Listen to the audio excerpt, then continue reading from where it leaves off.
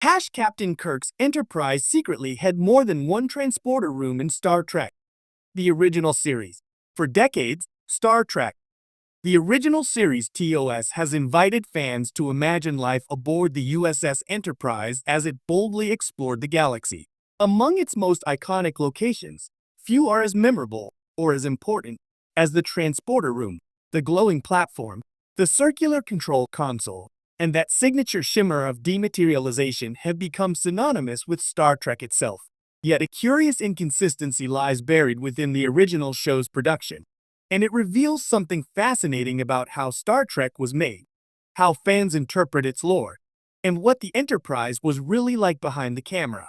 Because as it turns out, Captain James T. Kirk's Enterprise secretly had more than one transporter room, and though this was never directly stated on screen, the evidence scattered throughout the original series, and later supported by Star Trek's broader canon, makes the case impossible to ignore. The illusion of a single transporter room. When fans picture the transporter room aboard the USS Enterprise NCC 1701, they almost always imagine the same thing. That single, hexagonal room with 6 glowing pads, walls lined with futuristic circuitry, and a transporter console manned by Chief Kyle or some other officer.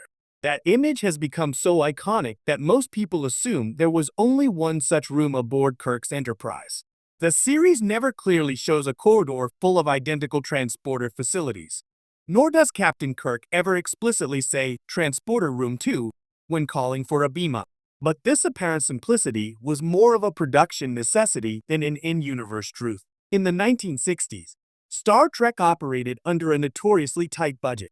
The show's art department, led by Matt Jeffries, designed the transporter as a cost-saving solution. After all, it was much cheaper to beam characters into a scene than to build elaborate shuttle landing sets.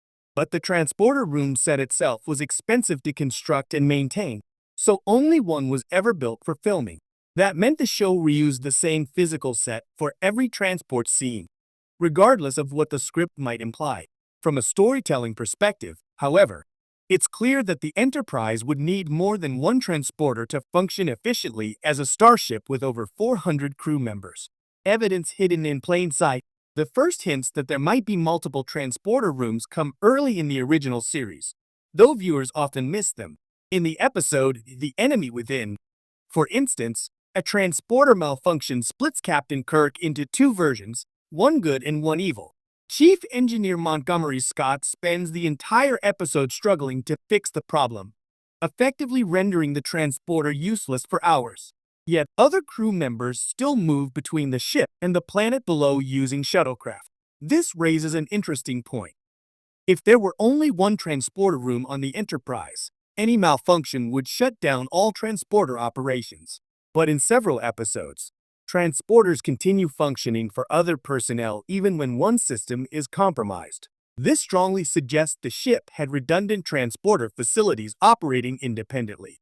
In Tomorrow is Yesterday, when the Enterprise accidentally travels back to the 20th century and beams up Air Force personnel from Earth, the crew uses a transporter while others are busy managing a crisis in engineering. Again, the sequence implies more than one transporter control area, one that could be operated separately while the main crew handled other tasks. Another strong clue comes from the Doomsday Machine. During the desperate rescue operations, multiple transporter beams are seen working almost simultaneously.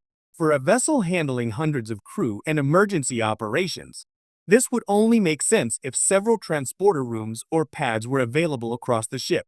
What the blueprints reveal, fans with a love for Star Trek schematics have long known that the original Enterprise was far more complex than what could be shown on screen.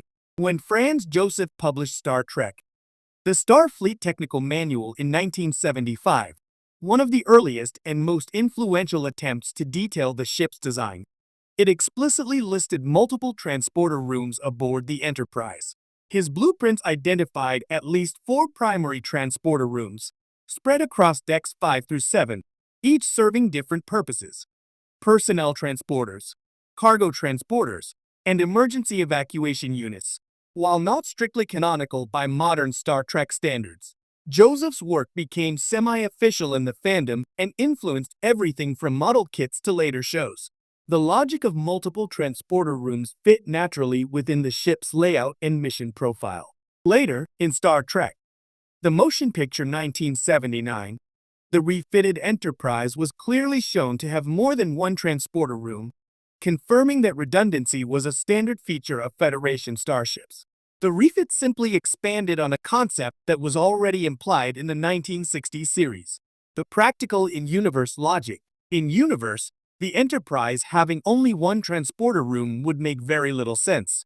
As a Constitution-class heavy cruiser, the Enterprise routinely carried landing parties, rescued survivors, and deployed scientific and security teams. A single transporter room would create a serious bottleneck. Imagine trying to evacuate hundreds of crew members during an emergency through one 6-pad transporter. Starfleet ships are designed for efficiency, safety, and redundancy. Even the smaller Defiant-class vessels of the Deep Space Nine era have at least 2 transporters, one for personnel and one for cargo. For the Enterprise, a ship almost 300 meters long with a complement exceeding 400 crew, multiple transporter rooms would be essential for simultaneous away missions, cargo transfers, and maintenance operations.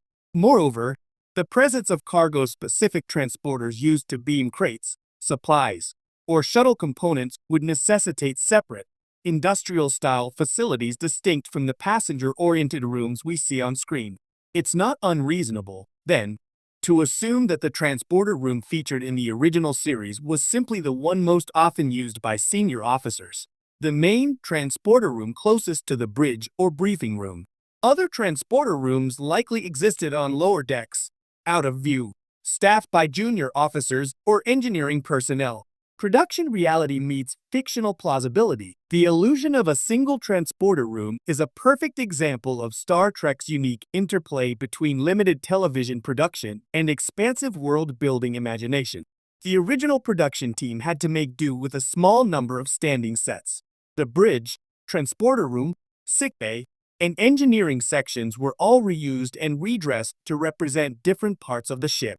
But because Star Trek presented itself as a vast, living universe, fans quickly filled in the blanks. That's part of what makes Star Trek such a special phenomenon. It's not just about what's shown, it's about what's implied. The transporter room set was a physical limitation, but the world it represented was limitless. Writers and fans alike embraced this flexibility.